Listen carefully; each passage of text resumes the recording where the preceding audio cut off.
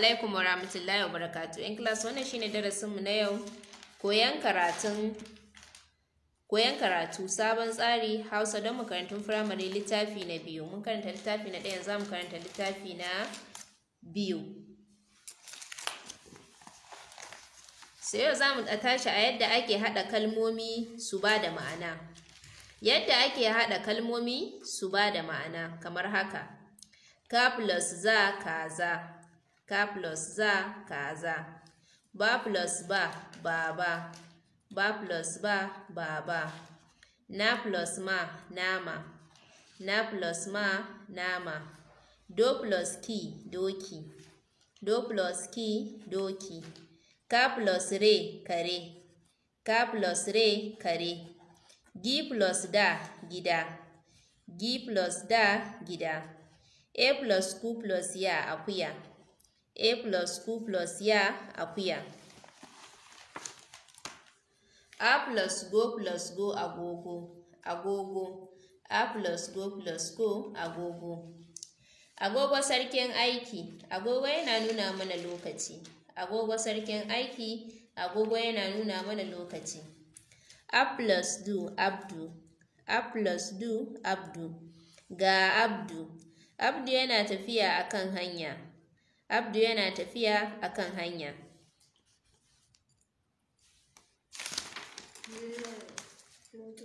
Ki plus fi kifi, ki plus fi kifi, wannan kifi ne.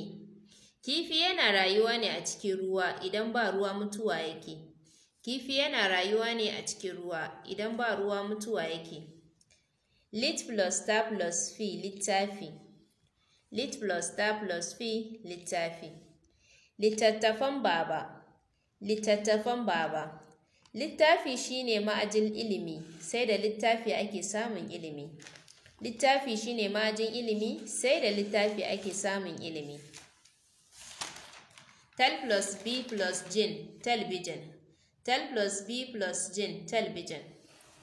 Ga talbijin akan tebur, ga talbijin akan tebur. Talbijin tana amfani domin tana ɗebe kewa, amma yawan kallonta yana kawo daƙiƙanci. Mo plus to plus ci motoci, mo plus to plus ci motoci. Motocin baba guda biyu ne, motocin baba guda biyu ne. Baba yana da kuɗi, baba yana taimakawa mutane, baba yana da kuɗi, baba yana taimakawa mutane. So anan za mu tsaya a darasinmu na yau, sai kuma gobe idan Allah ya kai muna nan a littafinmu na koyon karatu sabon tsari Hausa don makarantun firamare littafi na 2. Kasance da wannan tasha na Zee Baffa TV a koda yaushe domin samun sabon bidiyo.